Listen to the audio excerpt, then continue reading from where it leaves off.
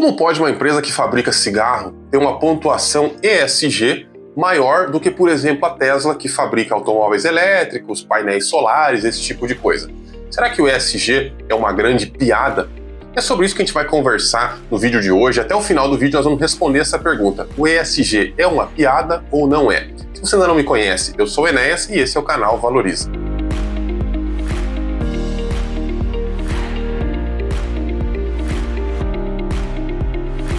Em primeiro lugar, como esse é um canal de investimentos, de finanças pessoais, a gente vai conversar aqui sobre a ótica do investidor amador, o investidor pessoa física, assim como eu, como você, que estamos mais preocupados em aonde está o nosso dinheiro, em como ele está rendendo e aonde que a gente está investindo. Vocês devem ter acompanhado várias polêmicas envolvendo o ESG. Isso não é recente, já tem alguns anos que isso costuma acontecer. A última foi com o Elon Musk, que aliás é um imã de polêmicas, né? E ele disse que ESG é o demônio. O motivo disso é que a Tesla, a empresa dele, que tem liderado aí a transição de veículos a combustão para veículos elétricos no mundo, teve uma pontuação ESG de 37. Enquanto a Philip Morris, que é aquela empresa que faz cigarro, né, faz Marlboro, enfim, um monte de porcariada, conseguiu uma pontuação de 84. Acontece que o cigarro ele mata 8 milhões de pessoas por ano e a Tesla, até onde eu sei, não mata ninguém. Aliás, bom, carro sempre pode matar alguém, né? Mas de forma geral a empresa não é responsável por mortes, né? Então como é que pode ser mais ético, né? Porque o ESG é uma medida de ética. Como é que pode ser mais ético alguém investir na Philip Morris, que é um negócio assassino, que mata, do que investir, por exemplo, numa fabricante de automóveis, por mais polêmica, disruptiva que seja, é uma fabricante de automóveis. Será que isso é verdade? Isso faz algum sentido ou é uma grande piada de mau gosto? Antes de tudo, nós temos que saber que o ESG surgiu de um relatório da ONU que foi emitido lá em 2004, ele chamava Who Cares Wins, ou seja, quem se importa vence. E ele trazia lá algumas diretrizes de sustentabilidade nessas três áreas, ESG, Environmental, Social e Governance, né, que é ambiental, social e de governança. E o ESG foi montado em cima dessas diretrizes, em cima disso começou a se fazer pontuação, dar nota para as empresas, e aí as empresas que têm notas melhores acabam se dando melhor nessa matéria. Mas vamos lá, o que são essas três áreas? A primeira área, que é a área ambiental, sustentabilidade ambiental, ela tem o foco em coisas que podem envolver a mudança climática, a emissão de gases de efeito estufa, coisas que mexem com a biodiversidade, né? Empresas que agridem a biodiversidade ou que não agridem, a questão da eficiência energética, tanto da fabricação quanto dos seus produtos. Aquelas companhias que têm uma eficiência energética maior têm uma pontuação maior no ESG, a questão do desmatamento ou do reflorestamento, temos aí a questão da gestão do uso da água, a gestão de resíduos, a poluição. Todas essas matérias entram na primeira letra, no E, que é de ambiental, sustentabilidade ambiental. A segunda área do ESG é a área social. Essa é bem mais ampla, tem coisas completamente diferentes aí dentro. Mas ela começa com satisfação do trabalhador, segurança no trabalho, índices de satisfação dos clientes, o impacto da empresa dentro da sua comunidade, a diversidade, a inclusão de mulheres, de minorias, a questão da equidade. Então são métricas que têm muito mais a ver com o impacto social da empresa. E por último, você tem a área de governança, que não é estranha para ninguém aqui desse canal, a gente vive falando sobre isso, né? Eu vou até colocar algum vídeo meu sobre o tema aqui nos cards, para quem quiser dar uma olhada, se aprofundar um pouquinho mais no assunto, mas governança tem a ver, muitas vezes, com prevenção da corrupção, né? Técnicas de compliance, você ter uma alta direção que seja diversificada, um conselho independente, você tem que ter lá uma auditoria independente, um conselho fiscal que tenha autonomia para exercer as suas funções, as formas de compensação de executivos têm que ser coerentes, né, porque muitas vezes a empresa dá prejuízo e mesmo assim os executivos ganham bônus enormes, né? Então o ESG também vem combater esse tipo de coisa. Então são coisas muito positivas aí no setor de governança, né? A própria estrutura da gestão, práticas de privacidade, segurança digital, tudo isso entra nesse setor de governança. Então esses três pilares são os pilares que sustentam o ESG. E quando a gente fala deles, parece uma coisa assim, interessante, né? Você tem empresas que se preocupam com a sustentabilidade em suas diversas facetas, né? Ambiental, social e de governança. Isso parece fazer o maior sentido, isso realmente faz. As empresas têm que buscar ter impactos positivos, né? Tanto ambientalmente, socialmente e com relação aos seus próprios stakeholders, né, os seus acionistas, enfim, que é aí essa questão da governança. Agora, as críticas começam quando a gente vê a forma como isso é avaliado. Então, você tem lá agências de classificação, né, são agências especializadas que pegam a empresa, pegam os dados dela, né, avaliam todos alguns quesitos lá e vão dar nota, né, nesses 3 quesitos. Então, a empresa tem uma nota de sustentabilidade ambiental, social e de governança. Aqui no Brasil você tem algumas, por exemplo, a MSCI, a Sustainalytics, a própria B3 tem uma, que é a IES B3, que tem o objetivo também de fazer uma classificação com base no ESG, e essas notas elas são baseadas assim, em algumas coisas. Por exemplo, a divulgação de informações ESG. Então, quanto mais informações desse tipo a empresa divulga, maior a nota dela. Por outro lado, é avaliado também se a empresa se envolveu em controvérsias ESG. Então, por exemplo, aconteceu lá, estourou uma barragem lá. Isso certamente, né, como aconteceu com a Vale, isso certamente vai reduzir a nota ESG da Vale, ou reduziria a nota ESG dela, né? Ou qualquer tipo de evento de risco, qualquer tipo de escândalo de corrupção, por exemplo, também vai reduzir.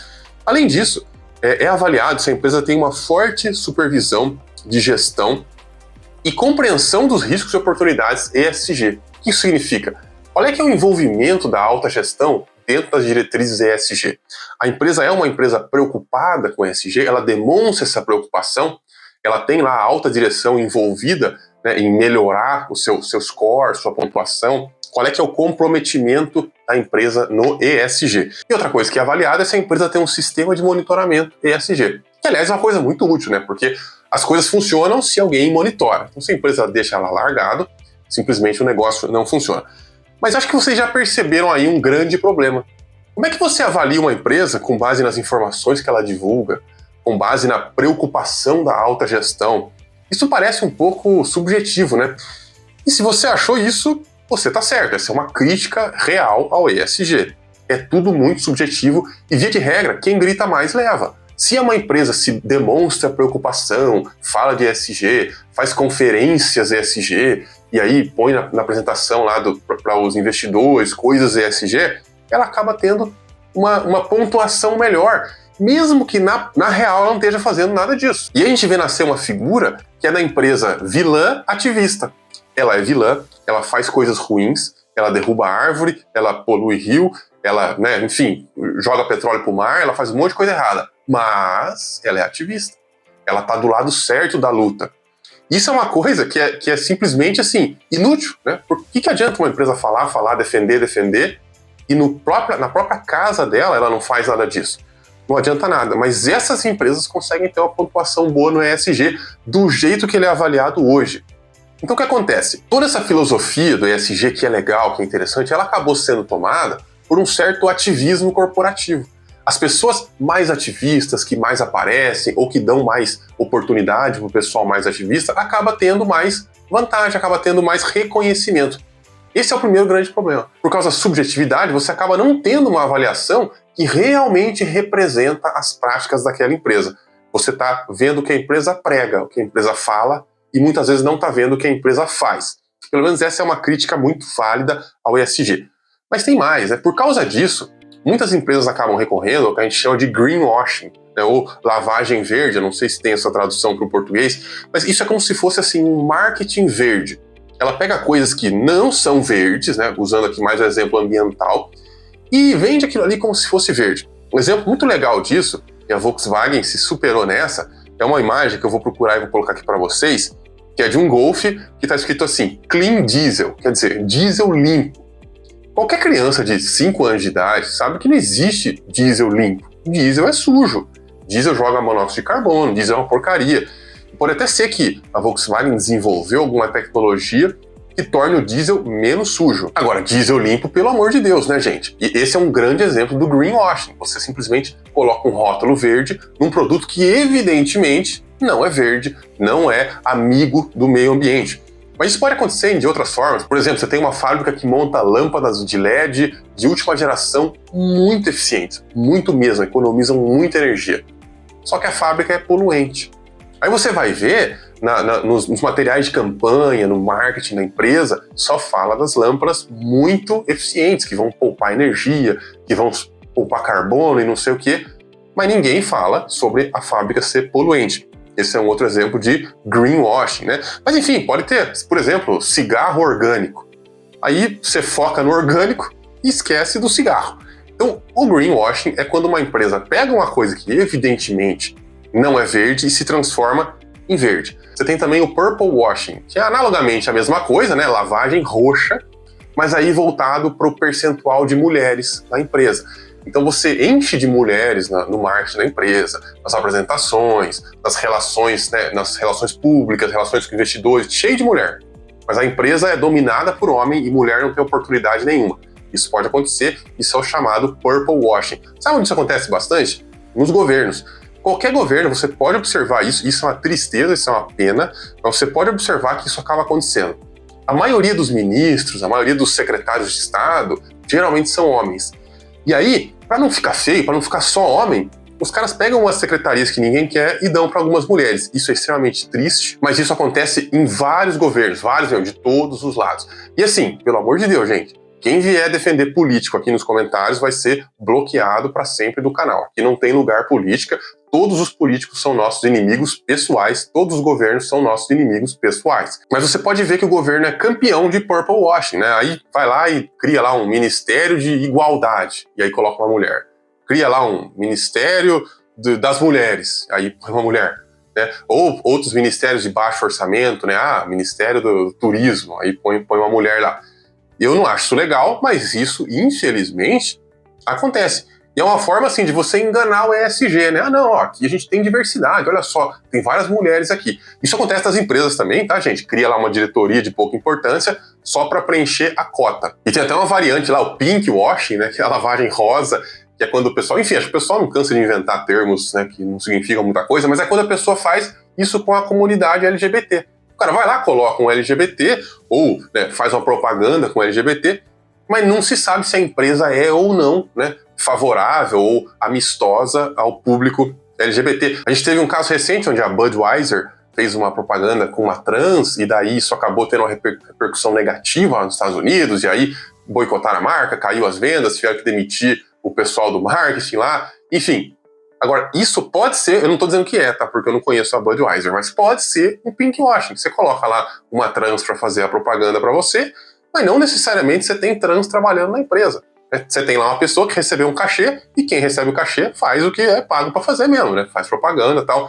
Então, essa é uma outra forma. Esse tipo de coisa que, de forma geral, a gente chama de greenwashing, está muito presente e aumentou muito depois que começou esse negócio do ESG. Porque às vezes até para disputar dinheiro de investidores, você tem que falar que você é ESG, que você tem lá uma boa pontuação, então o pessoal acaba tendo que fazer essas coisas aí, né? Mudando o mínimo possível na estrutura da empresa, eles vão lá e tentam, né, se encaixar aí nas normas do ESG. Mas vamos lá, quem é que ganha com o ESG? Quem é que tem vantagem com esse negócio? Quem é que está tão interessado assim em patrocinar isso daí? E eu não estou aqui dizendo que o ESG não tenha benefícios, tá? O ESG certamente tem benefícios porque muitas das coisas são muito importantes.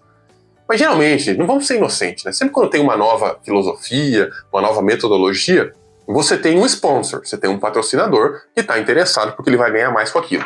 E o primeiro assim, que eu consigo pensar são as agências de classificação, as agências especializadas que vão lá e dão nota. Esses são os maiores interessados para que continue sendo muito forte a filosofia do ESG, porque o ESG dá poder para elas, né? Quanto mais importante for o ESG, mais caro elas podem cobrar pelas análises que elas fazem.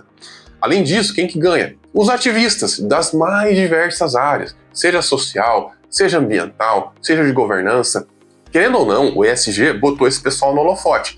E geralmente, quando você está no holofote, você ganha mais dinheiro, você ganha mais destaque, você ganha mais oportunidades. Então esse é um outro pessoal que também promove a agenda ESG. E novamente, não estou dizendo aqui que isso é um problema, mas obviamente tem gente que ganha com isso, né? E quem mais? Obviamente elas, as empresas de investimento. Basta você ver que, por exemplo, um ETF, para quem gosta de ETF, um ETF da BlackRock, ESG, tem uma taxa de administração 5 vezes maior do que um ETF normal da SP500, 5 vezes maior. Aliás, investimentos da ESG, em média, tem uma taxa 43% maior do que investimentos comuns. Isso está no artigo que eu vou deixar o link aqui, como sempre é fácil, né? Quando eu cito o número, eu gosto de deixar um artigo aí para que vocês vejam. E esse tipo de coisa, quando está muito na moda, e desculpa de falar, mas hoje o ESG está na moda, ele acaba trazendo bizarrices, e eu sempre gosto de lembrar de um ETF vegano, né? O Vegan ETF, e a sua composição. Vou até trazer uma imagem aqui para vocês. Olha que interessante. Você que é vegano, né, nada contra, nem nada a favor, não é o meu caso, mas se você é vegano, você quer investir de acordo com a sua consciência, aí você vai lá e compra um ETF vegano. Aí você vai ver a composição do ETF, tem lá Apple, Microsoft, Facebook, AT&T, Visa. Quão vegano é o Facebook? Sei lá, como é que você avalia isso? É uma empresa de tecnologia, não tem nada a ver. Aliás, se abrir o Facebook lá, vai estar cheio de carne, churrasco, um monte de coisa.